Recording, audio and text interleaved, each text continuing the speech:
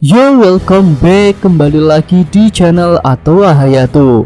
Bagaimana kabar nakama sekalian? Semoga selalu baik-baik saja. Yosa, ini adalah segmen soft versi lengkap untuk chapter 1087.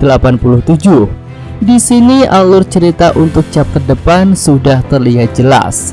Dan oke lah, tanpa basa-basi lagi, langsung aja kita masuk ke pembahasannya. Judul chapternya adalah Samsak Kapal Perang. Judul ini berkaitan dengan latihan gila yang dilakukan oleh Garp dan Aokiji ketika menggunakan kapal perang sebagai media latihan seperti Samsak. Lanjut di bagian cover, ada cover request yang menunjukkan Ace sedang memanaskan air untuk mandi bersama Capybara.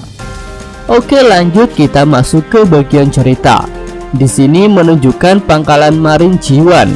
Salah satu petinggi Marin yaitu Brenyu menunjukkan reruntuhan dua kapal perang kepada Django dan Fullbody. Brenyu menjelaskan bahwa dua kapal perang itu adalah media latihan Garp dan Aokiji. Mereka berdua menggunakan kapal perang sebagai samsak untuk melatih pukulan mereka.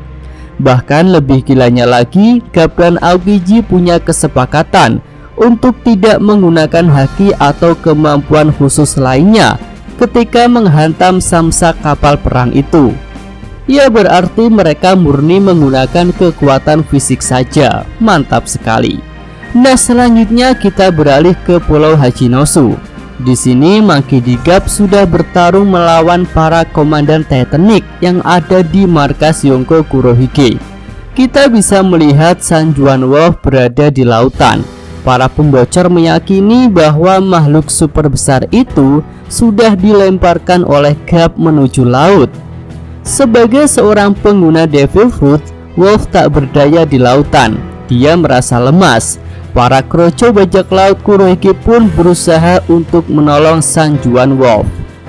Selanjutnya, Vasco Shot melakukan serangan kepada Garp. Serangan itu berupa semburan api yang bernama Heavy Dringer. Namun Garp menahan serangan itu menggunakan tubuh salah satu kroco bajak laut Kurohige yang sudah dia hajar. Bajak laut itu pun dijadikan tameng oleh Garp untuk menahan serangan-serangan yang datang. Ya, barbar sekali. Setelah itu Garp melemparkan tubuh yang terbakar itu ke tengah kota. Garp menyebut teknik itu dengan nama bola api bajak laut. Selanjutnya kita melihat kapal yang membawa para anggota SWORD sudah berada di lepas pantai Pulau Hachinosu bersama dengan para tahanan yang berhasil mereka selamatkan. Hanya tersisa Garp, Koby, dan Prince Grass di Pulau Hachinosu. Mereka bertigalah yang akan bertarung melawan para bajak laut di sana. Nah, pada saat itu Prince Grass menanyakan sesuatu kepada Garp, tapi Garp terlihat tidak mendengarnya.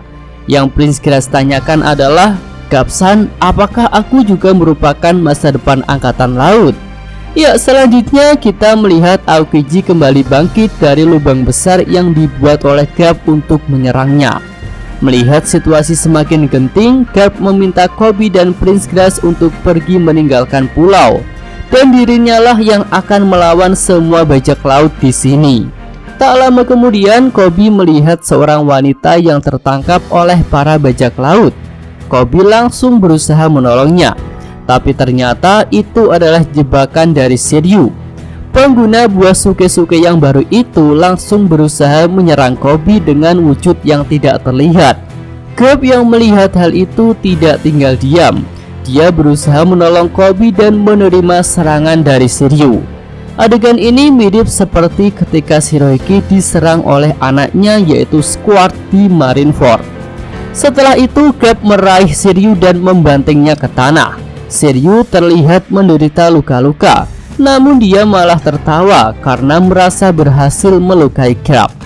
Koby pun meminta maaf kepada Garp karena dirinya sudah ceroboh. Ya, pertarungan berlanjut. Garp yang terkena serangan Shiryu jadi melemah. Sementara itu, para kroco bajak laut Kurohige berhamburan untuk menyerangnya. Menurut Crossquilt, harga buronan Garp senilai dengan 3 mahkota, yaitu 3 miliar berry. Jumlah itu sama dengan para admiral angkatan laut.